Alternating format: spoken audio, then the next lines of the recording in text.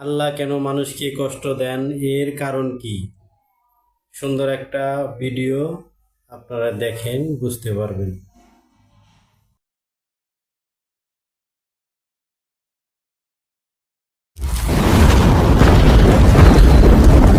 আল্লাহ কেন মানুষকে কষ্ট দেন এর কারণ জানেন কি?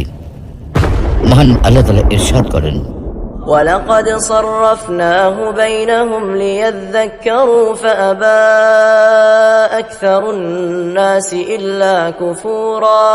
আমি তাদের মধ্যে বিভিন্নভাবে নিয়ামত বিতরণ করি যেন তারা স্মরণ করে, কিন্তু অধিকাংশ লোক অকৃতজ্ঞতা ছাড়া কিছুই করে না।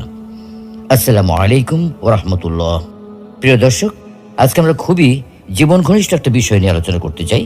আমাদের জীবনে নানান দুঃখ কষ্ট, জীবন জীবিকার অনিশ্চয়তা এবং অর্থ কষ্ট নিয়ে বিস্তারিত আলোচনা করতে চাই। কেন আমাদের জীবনে এইসব দুর্যোগ ও দুঃখজনক ঘটনা ঘটে তার প্রকৃত কারণ অনুসন্ধান করতে চাই। প্রিয় দর্শক, ইসলাম বিদ্বেষীদের একটা কমন প্রশ্ন, আল্লাহ থাকতে এত প্রাকৃতিক দুর্যোগ কেন? এত ভূমিকম্প হয় কেন? বন্যা হয় কেন? দুর্ঘটনায় এত মানুষ মারা যায় কেন? স্রষ্টা যদি থেকেই থাকেন তবে তিনি কেন মানুষকে এত দুঃখ, কষ্ট ও বিপদ দেন? স্রষ্টা যদি থাকতেন তবে তার সৃষ্টিকে সাহায্য করতেন, এভাবে তাকে বিপদের মধ্যে রাখতেন না। আমরাও অনেক সময় বলি, আল্লাহ কেন আমাকে এত কষ্টের জীবন দিলেন, যেখানে অন্যরা কত শান্তিতে আছে? আমার কপালে এরকম শয়তান স্বামী পড়লো কেন? আমার কপালে এরকম জল্লাদ বউ পড়লো কেন? আমি তো 5 ওয়াক্ত নামাজ পড়ি, রোজা রাখি, কোনোদিন ঘুষ খাইনি, কিন্তু তারপরেও আমার ক্যান্সার হলো কেন? সত্যি যদি আল্লাহ নামে কোনো সত্তা থেকেই থাকেন তাহলে পৃথিবীতে এত দুঃখ কষ্ট কেন? আসলে পৃথিবীতে কোনো সমস্যা থাকার মানে এই নয় যে কোনো পরম করুণাময় সৃষ্টিকর্তা নেই, বরং এটাই প্রমাণ হয় যে আপনি আমি সৃষ্টিকর্তা সম্পর্কে নিজে নিজে কিছু একটা ধারণা করে বসে আছি, যা মোটেও সঠিক নয়। বিশ্বের 40% মানুষের ইন্টারনেট ব্যবহার করার সামর্থ্য নেই। 10 থেকে 15% মানুষ ইন্টারনেট জিনিসটা চেনেই না। আপনি ইন্টারনেট ব্যবহার করেন তো? আপনি যখন এই ভিডিওটা দেখছেন তখন বিশ্বের প্রতি 7 জনের মধ্যে অন্তত একজন মানুষ অভুক্ত বা না খেয়ে আছে। আপনি খেয়েছেন তো? বাংলাদেশে প্রতি মিনিটে অন্তত একজন মানুষ মারা যায়। আপনি যতক্ষণ ধরে এই ভিডিওটা দেখছেন ততক্ষণ অন্তত 3 জন মানুষ মারা গেছে, আপনি এখনো বেঁচে আছেন। এভাবে আল্লাহ তাআলা বিভিন্নভাবে নানা উপায় বিভিন্ন ক্ষেত্রে আমাদেরকে নিয়ামত দান করেন।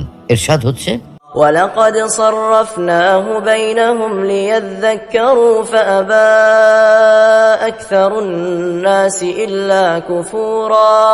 আমি তাদের মধ্যে বিভিন্নভাবে নিয়ামত বিতরণ করি যেন তারা স্মরণ করে, কিন্তু অধিকাংশ লোক অকৃতজ্ঞতা প্রকাশ করা ছাড়া কিছুই করে না। আমরা যদি আল্লাহর নিয়ামত গুনতে থাকি তাহলে কখনো তা গুনে শেষ করতে পারবো না, কিন্তু অধিকাংশ সময় আমরা এত বিপুল নিয়ামত পাওয়ার পরেও শুকরিয়া আদায় না করে উল্টো অকৃতজ্ঞতা প্রকাশ করি। বরং মহান আল্লাহ রাব্বুল আলামিন মানুষকে সবচেয়ে বেশি ভালোবেসে তার নিয়ামতের ভান্ডার মানুষের জন্য উন্মুক্ত করে দিয়েছেন।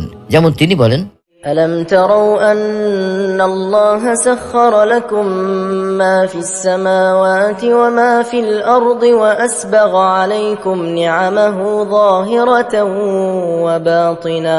তোমরা কি দেখো না, আল্লাহ নভমণ্ডল ও ভূমণ্ডলে যা কিছু আছে সবই তোমাদের কাজে নিয়োজিত করে দিয়েছেন এবং তোমাদের প্রতি তার প্রকাশ্য ও অপ্রকাশ্য নিয়ামত সমূহ পরিপূর্ণ করে দিয়েছেন।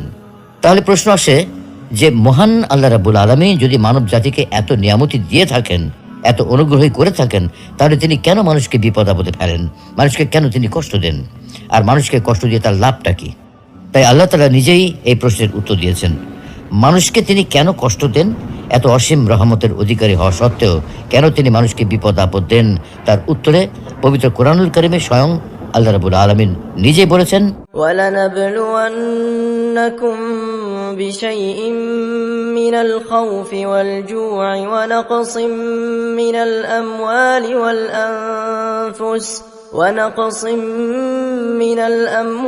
وَالْأَنفُسِ وَالثَّمَرَاتِ وَبَشِّرِ الصَّابِرِينَ। অবশ্যই আমি তোমাদেরকে পরীক্ষা করব কিছুটা ভয়, ক্ষুধা, মাল ও জানের ক্ষতি এবং ফল ফসল বিনষ্টের মাধ্যমে, তবে ধৈর্য ধারণকারীদের সুসংবাদ দাও। তার মানে আল্লাহ তাআলা আমাদেরকে পরীক্ষা করবেন, আমাদেরকে পরীক্ষা করার জন্যই দুঃখ কষ্ট দিয়ে থাকেন। এটাই তার সংবিধান, এটাই তার নিয়ম। এই নিয়ম শুধু আমাদের ক্ষেত্রে প্রযোজ্য নয়, বরং পূর্ববর্তী উম্মতদের ক্ষেত্রেও তিনি এমনটাই করেছেন। ক্ষুধা, কষ্ট, ক্ষতি, বিপদ